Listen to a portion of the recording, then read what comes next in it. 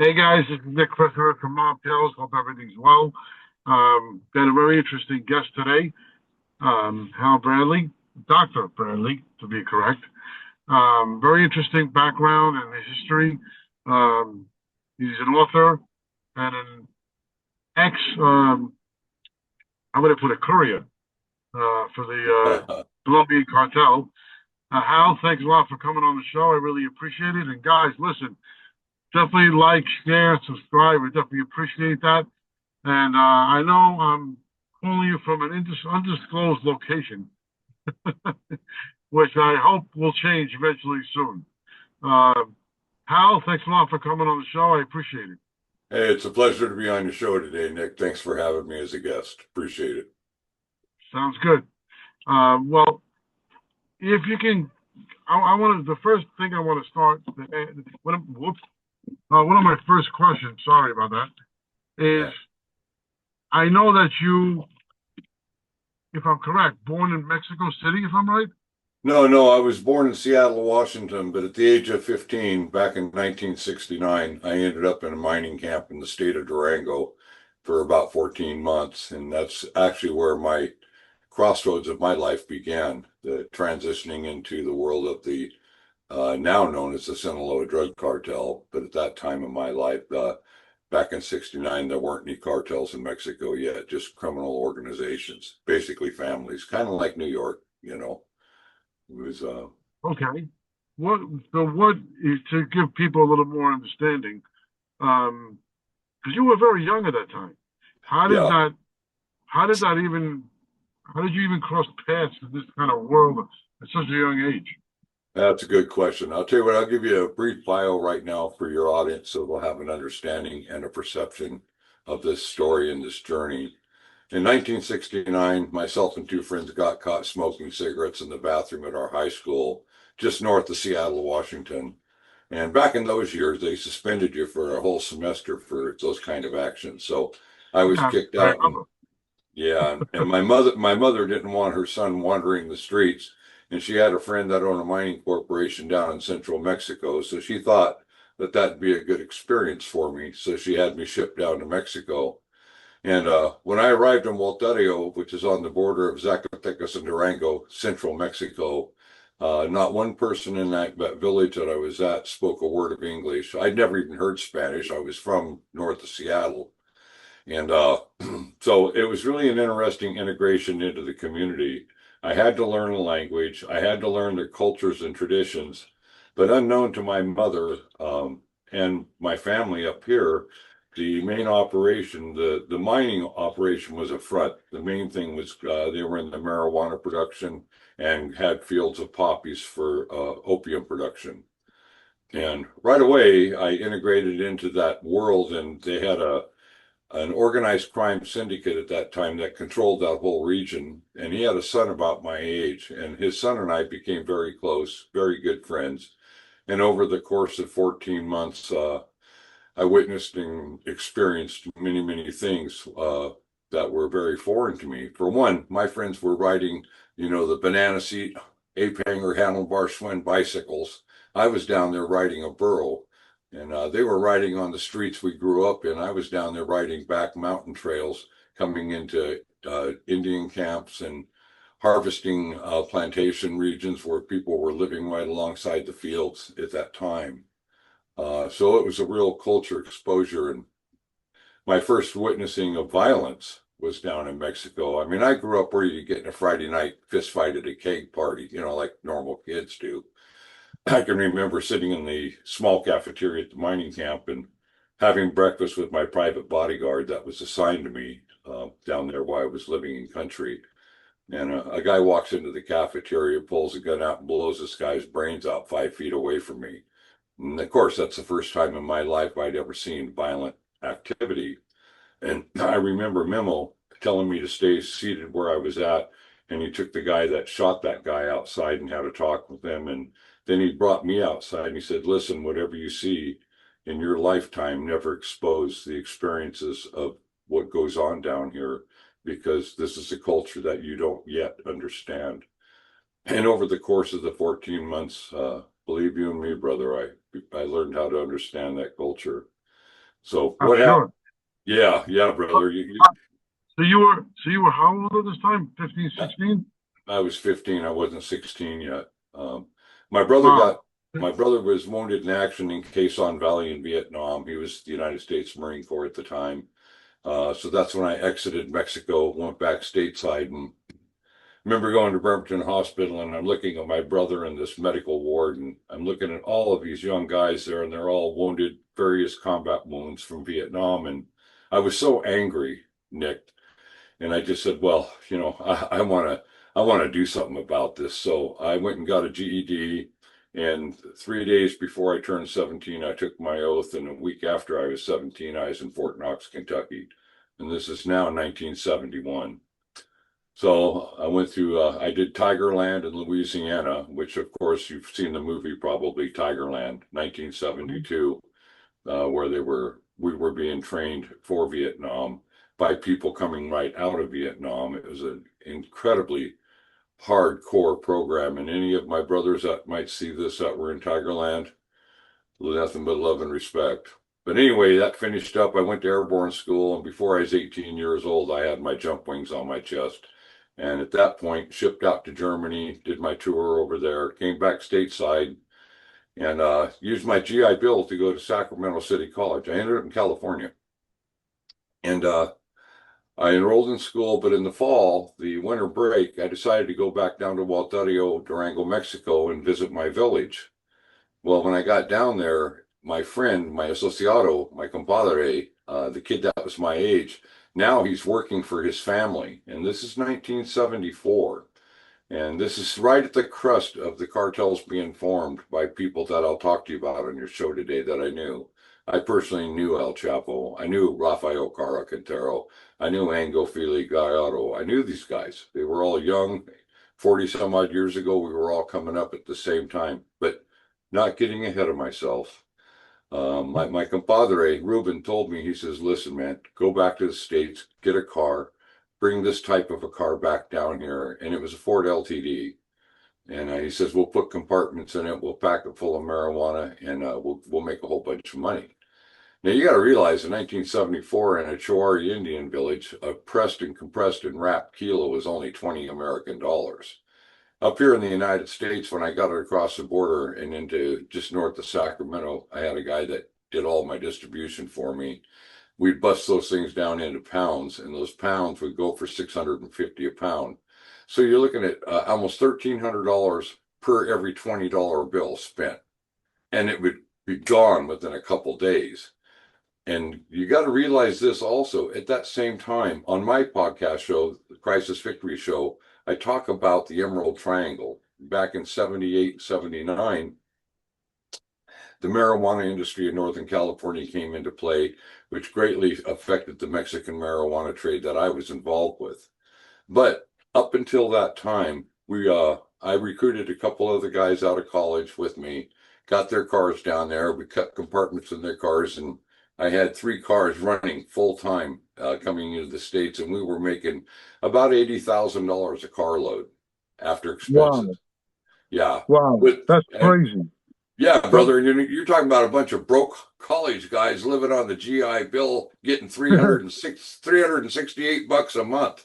So, instantly we're saying, well, screw school. This is it. We found our niche in life. And to make so this, so to make, all these other guys that they were college buddies or they were ex-Vietnam guys?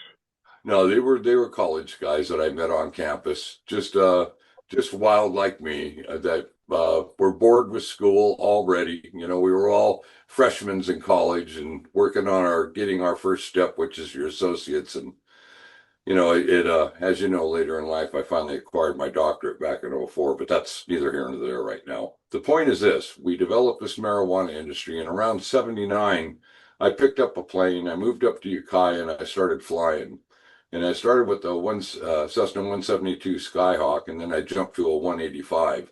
And a 185, I could get down to the Arizona desert, and I could go through the Yaqui Indian Reservation, the mountains there, to enter into Mexico. So I started flying loads out of there in '79, about 200 miles north of the town of Hermosillo in the state of Sonora. That's where the drop points were at.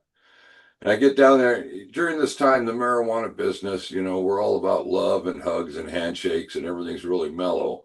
But in 79, cocaine got introduced to our industry. And it went from hugs and handshakes to automatic weapons and people being shot and killed because everybody was paranoid. It was an absolute insanity, Nick. The whole world changed overnight for us. Well, prior to that, prior to the, like you just said, prior to the cocaine craze, and Yeah. marijuana was popular. I remember those days because Yeah. I mean, I was never at your, never ever at a dealer or anything, but you know, back in our day, um, we used to buy nickel and dime bags all the time, Yeah. and Yeah. I began selling it myself.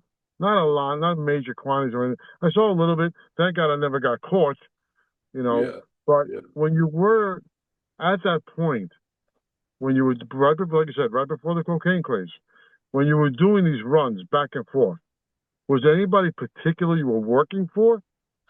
Yeah, I was just going to get into that. And I'm really glad that you stepped us back from the cocaine for a minute. What happened was the Chouari Indian Village, of course, had their own clients long before we came into play. So in no time at all, we were buying up everything that they could afford to sell us, and I had to find another source. So my compadre, Senor Mimo, not Ruben, my partner up there in Durango, but my compadre, my bodyguard, Mimo, he's the one that took me to the state of Jalisco, just outside of Guadalajara, to a ranch. And I met this guy named Rafael Cara Quintero. Now, you've heard that name in the Yeah. news because he's the one that ended up capturing DEA agent Kiki Camarena and killing him. Hmm. Sadly, I want to say. Um, but anyway, I also met a guy that they called El Chapo Guzman at the same time. Now, I've got pictures of me with all of these guys, and I don't know if I sent them to you guys yet or not, but I do to validate the story. But anyway, so I'm sitting there hanging out with El Chapo, and I'm hanging out with Rafa, and then I meet this guy named Angel Gallardo Felix, or Felix Gallardo, and he became the Don of all the bosses. He was the boss of bosses. He formed the cartels in Mexico, and not only that, but unified the cartels. Now, they're no longer syndicates, they're no longer criminal families. They are now cartels. This is the transformation time that was in the late 70s when that came into play. And anyway, we started picking up marijuana from them, and it was through them, it was through Chapo Guzman that the industry transferred from the marijuana into the cocaine. That was in 1979. Now, bear in mind, Chapo's not, although he was born in La Tuna, Sinaloa, uh, not too far from Culiacan, he had migrated over to Jalisco to come up the steps of, to come up his steps to get more and more into power and connected.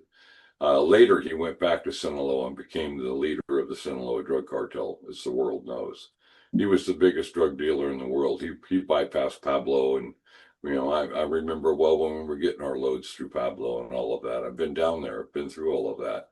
But the bottom line is this: once the introduction of cocaine came into play, along with it came not only massive amounts of money, but an intolerable degree of expectation, if you will, and control over the people that I had working under my care.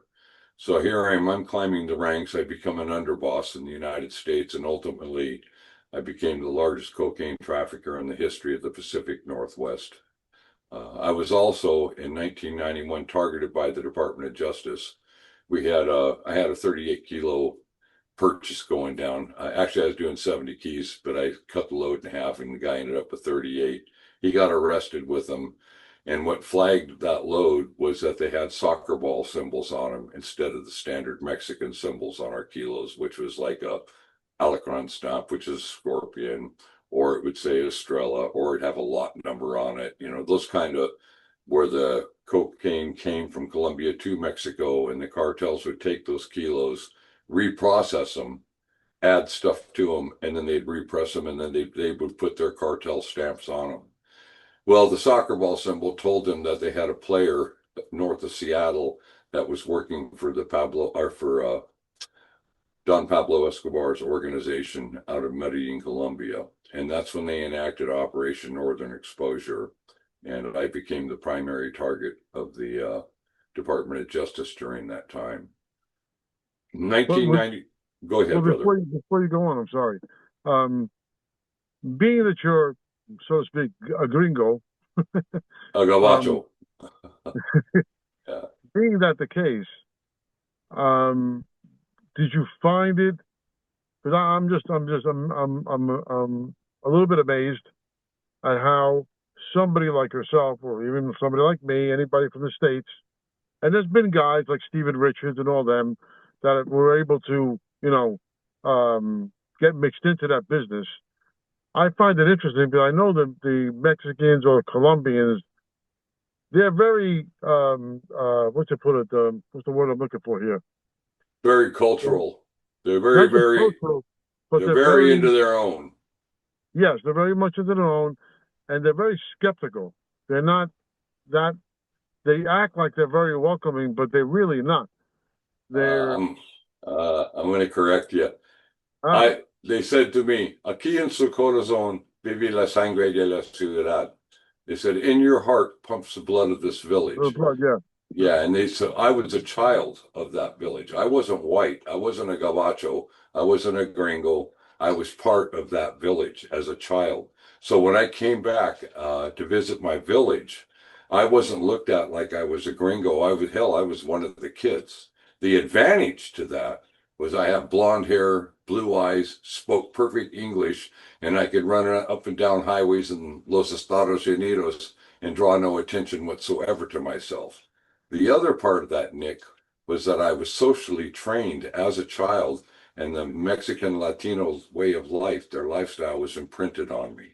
So when I come up here to the United States and started setting up my organization in representation of the Sinaloa cartel, even the Latinos that I work for said, "Man, you're so different. You are not like a normal gabacho.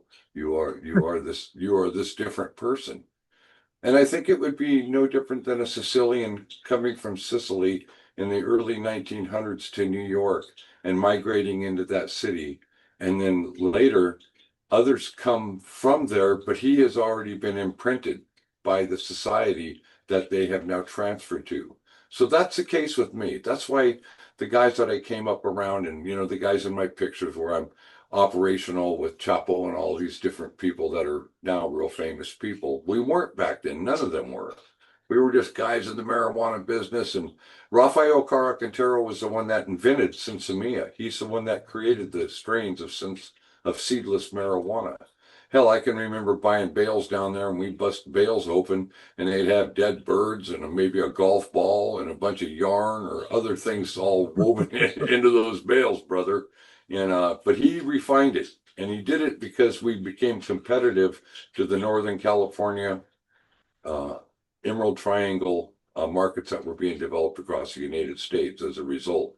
And that, by the way, if you ever see my show, Crisis Victory, look up the Emerald Triangle one, and it talks about guys coming out of the NOM, setting up in the Northern California forests, and how that changed the culture.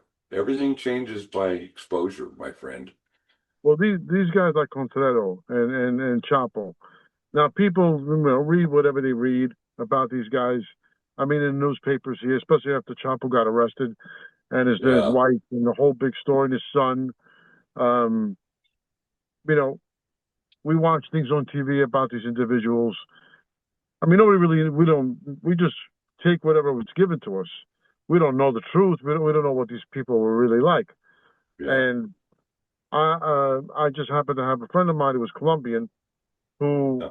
I can't really mention his name. I mean, he's out of that world. Yeah, I But respect that. he told me many times that, you'd be surprised that these guys act like complete gentlemen. You would never think for 1 minute that these guys are even involved in this business. Now, I'm not sure how accurate that is, but you would know better than him. I mean, just as good as he does. Oh yeah, yeah. I grew up with them in the younger years of our life, and it's very complicated. Chapo has over 10,000 murders connected to him, as you well know, and that's not him himself doing them, but that's him sending down the orders. But he had a lot of them himself also. All of us came up at a time where you had to prove your loyalty, you had to prove yourself, And I'm not going to admit or deny any of the serious crimes that I committed in my younger years of life, but I get it. And I also get what your friend is trying to say.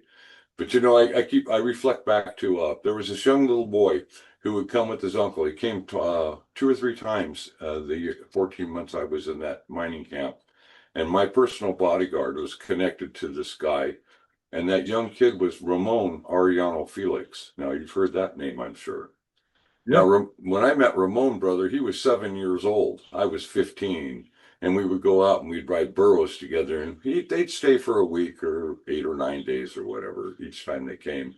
But this was Memo's compadre. This was his paisan, and he brought. I believe Ramon was his nephew. I'm not 100% sure on that, but I believe that was the relationship. Anyway, many years later, I've been working with the Sinaloa cartel.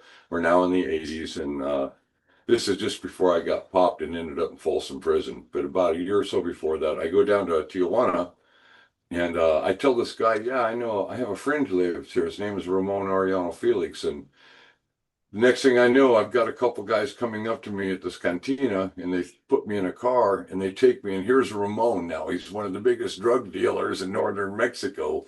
I mean, this guy's moving 15 to 20 tons, metric tons of cocaine a month through the Tijuana Wow. corridor. Yeah, through the Tijuana corridor. And so we go out there and we're snorting coke and we're banging hookers and we're getting drunk and we're doing all kinds of crazy stuff. And I spent 3 days partying with Ramon just to reunite and be family. And I let him know that I was working with Chapo and them, and he said, "God, don't let anybody know that. They'll cut your head off because we are at war with that cartel." So, but Ramon never gave me up to his family. He never looked at me as nothing but that kid that he kind of knew when we were young kids together.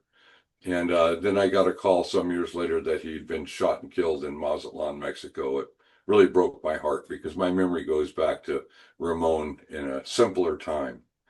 But such is the life that we chose. We made these moves. This was our choice.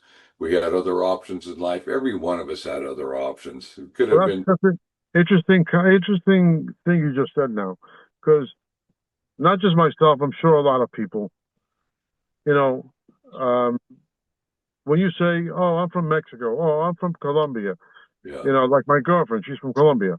Now, the first thing people think, what are you going to think? Oh, you're in the coke business, or you're with the cartel, or whatever.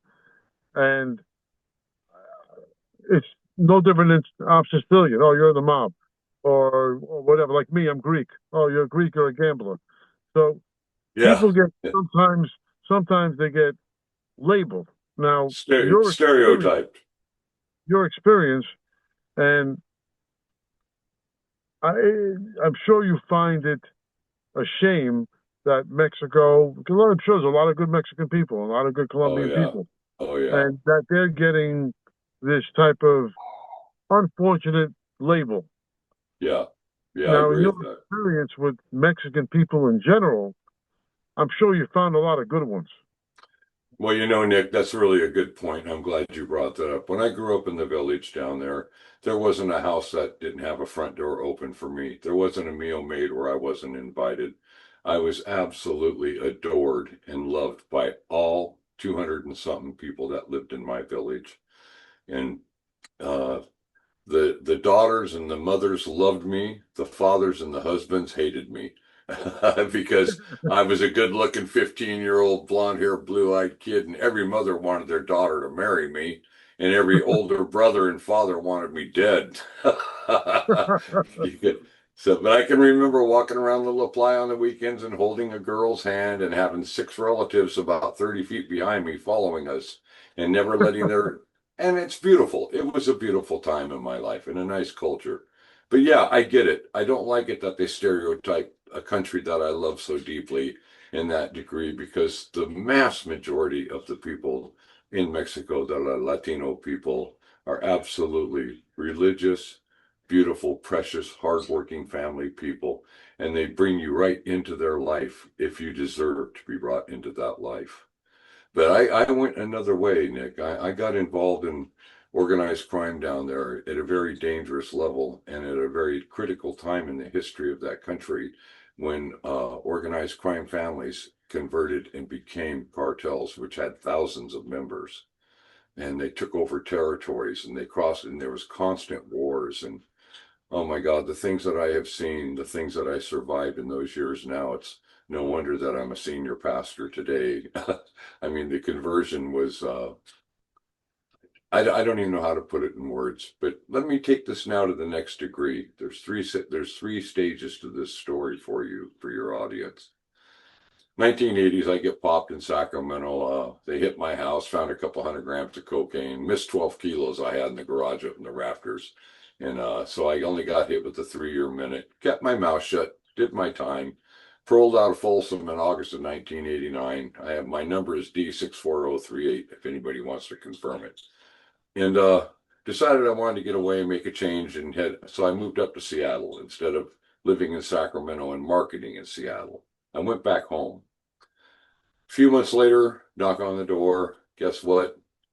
It's Associados that I had worked with said, well, we got $5,000 and 2 plane tickets in this envelope for you. We got instructions for you to fly down to Las Vegas. Somebody wants to pay their respect, say hi to you.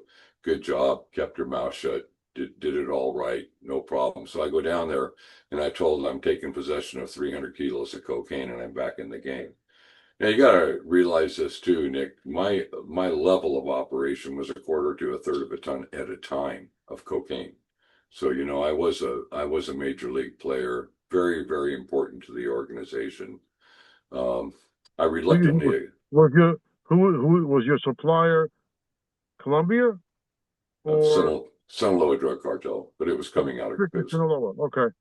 Yeah, I'm not going to give names either. There's certain people that are still alive. I want to keep them that way. But anyway, yeah, you get it. So anyway, reluctantly, I got back in it under the condition that once I got everything, the trade routes, the safe houses, the marketing and distribution points all established, that I wanted to step out of it, take what I made and walk away. And at that time, we were making so much money that we literally had to tear the drywall off the houses, pull the insulation out, fill the walls full of money, and sheetrock over it because we couldn't spend it fast enough. And this is real. This is life. And I was handing them anywhere from 12 to $15 million at a time. I had markets up in Vancouver, all the way up in Anchorage, Alaska. We literally controlled the Alaskan markets up there.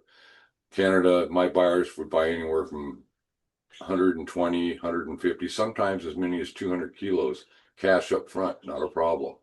So this is a critical account, if you will, for the people that are operational down in Sinaloa, Mexico.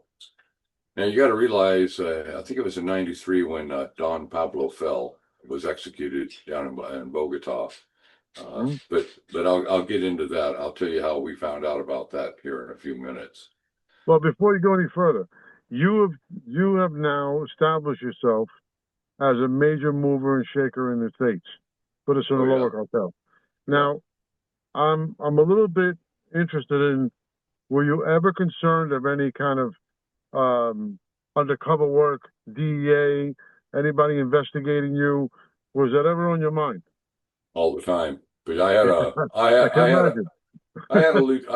a lieutenant in the Seattle Narcotics Department, Seattle Narcotics Police Force. He was on my payroll. He was put together with me by a guy that he grew up with, who was a heavy duty kilo mover for me in the Seattle area. And he connected me with this police officer. So I had information coming in when people that were connected to me were under surveillance or under, where they were preparing cases on them, things to this nature. My name didn't come up until the night in 1993 when that 38 kilos got popped out of that that guy's car. And they thought they were making a drug bust. I found out later, I actually talked to the agents that were involved, and they said, yeah, we only thought he had like 2 kilos. And they opened up the trunk, and here's almost 40 kilos of coke. And at that time, that was a large amount in Seattle, larger than they were used to seeing. You're going back 30-something years now. Yeah. So anyway, that's when the flag got hit, and that's when they created the federal multi-agency task force dubbed Operation Northern Exposure and decided to go after me. That's what got me exposed, was that particular case, that one bust. So now I'm operational. I'm getting information coming in through law enforcement agency, about federal involvement in the case. I was aware. At that point, Nick, I made the decision to fly to Culiacan, sit down at the table of bosses, and say, "Look, fellas, I'm heated up there right now. I've made mine. I've got it ready for you. I can put your people in place, but I'm stepping out." Hugs and handshakes. Everybody's happy. We sat there and drank cervezas and shots of tequila and lots of hugs and lots of love. And I jump on a plane, fly back to SeaTac, drive home, and I've got a white van on my driveway when they get there with 300 kilos of cocaine in it. So that was their answer. You don't get out, brother. You don't get out. That's So what I was about to ask. There's no such thing as leaving. No no, there's retiring. not. So you have two choices, brother. You can put yourself in a grave. You can go to prison because you're going to go away for life because now you're under kingpin statute. And that's what I was. I was a kingpin. Or you can walk in and go to war against him. And that was the choice I made that night. And what made that choice was watching my newborn baby crawling across the floor in the front room with a bottle in his mouth and the decision that I wasn't going to bring my children up in this world. There's a lot of bad things that I can't go into on your show over the 15 years that I was involved in that world. Many, many bad things, things that I was involved with directly, things that I witnessed that happened to people. The whole entire existence, if you will, was pure evil. And if you want to talk about violence, brother, let me tell you something. I know quite a bit about violence. I've witnessed things that are just indescribable. Going into houses and seeing rooms packed full of children that were being trafficked north. I've seen things like that. I watched 3 Rottweilers one time eat a man alive in a corral, just as an example. All the guy did was bought too much jewelry and a brand new car down there outside of Culiacan, driving around and drawing attention to himself. So this is how the cartels taught you things. They taught you with violence and test you to make sure you're loyal. That's a whole together different thing, brother.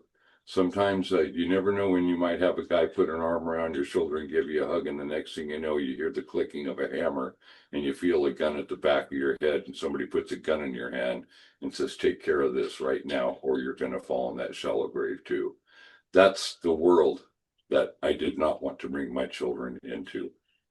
So, if you were to compare the Mexican cartel, I'm not sure how well you know the Colombians, but if you were to compare the two, which one's more ruthless, which is more cutthroat, how would you compare them?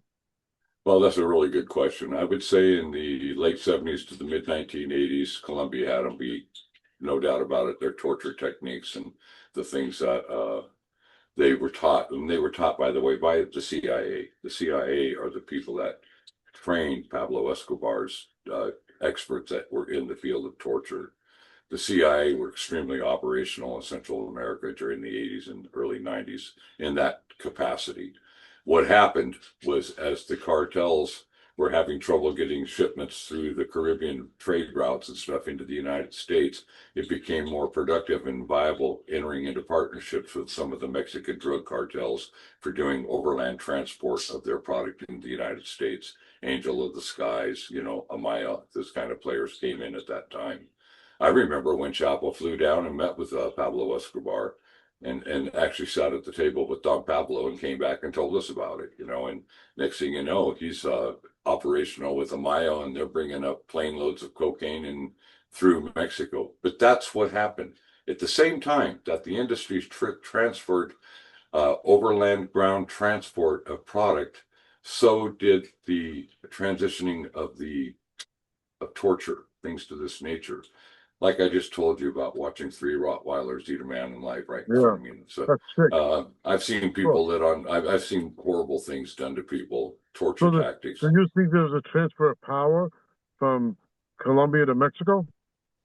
Well, Colombia always ran the game, but the Mexican always knew they would eventually become the game. That's the difference right there, the competition of it. But what I thought we were talking about torture and power, because Colombia, they were the masters of torture. They were the ones.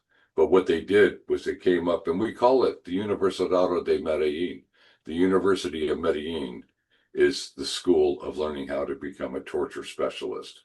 like the stew maker, the guy that dissolves the bodies, and they find these they look like small pawns, and all they are is liquid humans. That, I mean, the way they, we decimate the flesh and get rid of the bodies. Uh, the way that people would be tortured compared to in Mexico before that, if you did something wrong, they just walk up and shoot you. Boom, you're dead. All of that changed when cocaine came into the industry, and then Colombia's influence and impact on the cartels. And anybody in this audience that knows anything at all about the cartels would know this to be absolute. They know the time frame is absolute. We all remember when everything transitioned from gunshots to taking days to cut people up and carve them up and torture them the way that they did things. And that stuff goes on to this day. And it's devastating. As you know, I'm an author. I've written 12 books, and I have an action adventure series that I put out there called Codename the Fox. You can get it on Amazon. Just look up drhalbradley.com and take you right to it. But this is also the transitioning time, Nick, when here I am, a guy that's been in Folsom Prison, kept his mouth shut, believed in the code of honor, believed in the code of ethics, believed in loyalty. Loyalty kept me alive. During the years that we were building the cocaine industry in the Northwest, if I had a problem with another family, I had an incident with some Cubans, I'll give you that example. I made a call down south. A week later, a wrecking crew comes up out of Sinaloa State. Hey, there ain't no more Cubans. They're gone.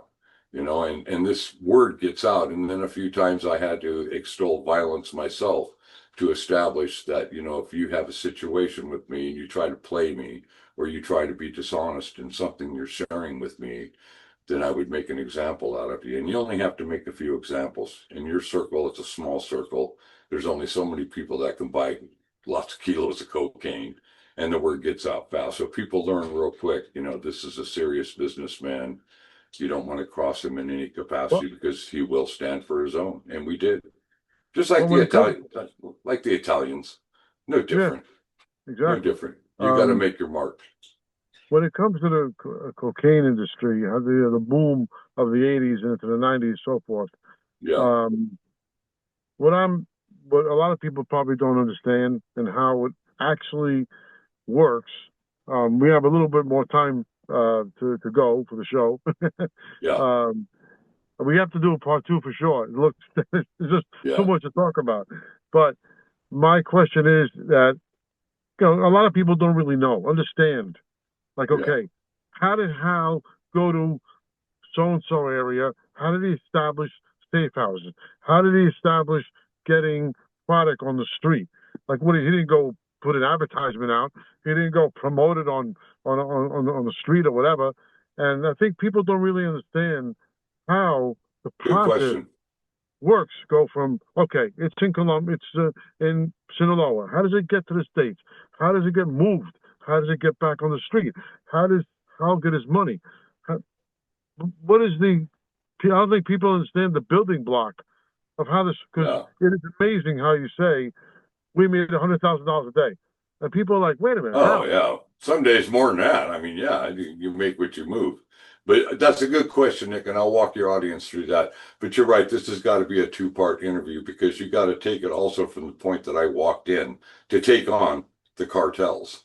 And I walked in on my own free will, not under arrest. Yeah, this is, it gets, well, I went to war against the cartels. But before that, when I first drove my first load of marijuana across the border back in early 1970s, they taught me how to take a can of deodorant and spray my skin so I wouldn't sweat accidentally, to wear sunglasses that were light, not too dark, but not too light, to drive a car that wasn't new, but it wasn't old. It was presentable. They taught me, they explained to me the steps and the measures, how to do this particular segment of my job and my journey. So when I hit the border going through Nogales, my first run was through Nogales, Highway 15, Highway 2, boom, into the United States.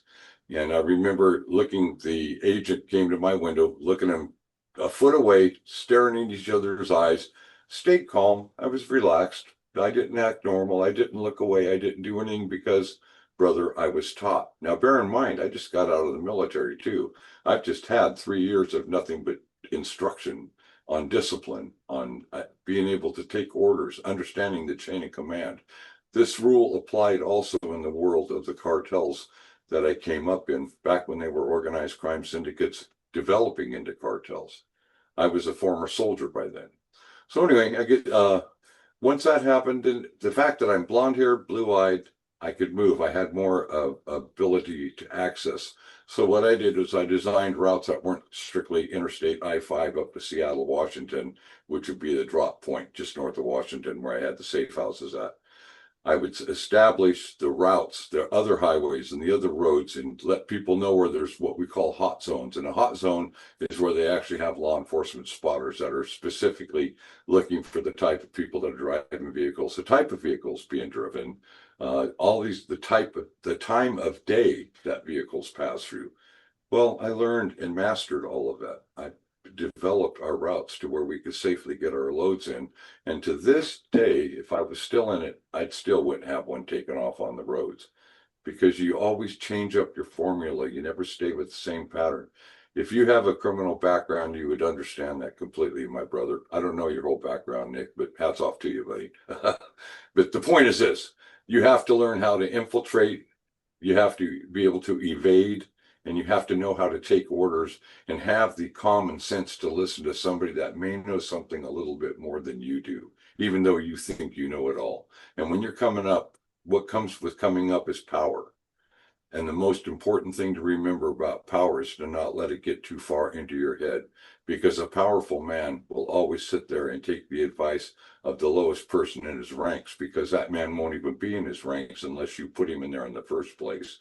But then that creates a self-esteem that that individual develops. And that, my friend, creates loyalty. Yeah, What I happens? agree. Yeah, what happens once you get, and as far as establishing accounts to buy all of my kilos, that was real easy. I was born and raised in the Pacific Northwest, and I did know people that were older than me that were already in the narcotics industry. And I was able to go to people that I could trust right from the gate. And these were people that knew other people that could buy kilos instead of ounces or grams. And that's how I opened up into those markets. And the other thing, always have the best product, always be on time with your sales, always have a price that's better than anybody else moving in your backyard. And you will get loyalty in a heartbeat through the buyers that have been buying from some other guy for years. They would come over to me in a heartbeat because you know what? I showed them respect. I treated them with respect, and I paid them in accordance or charged them in accordance to that which we all deemed fair.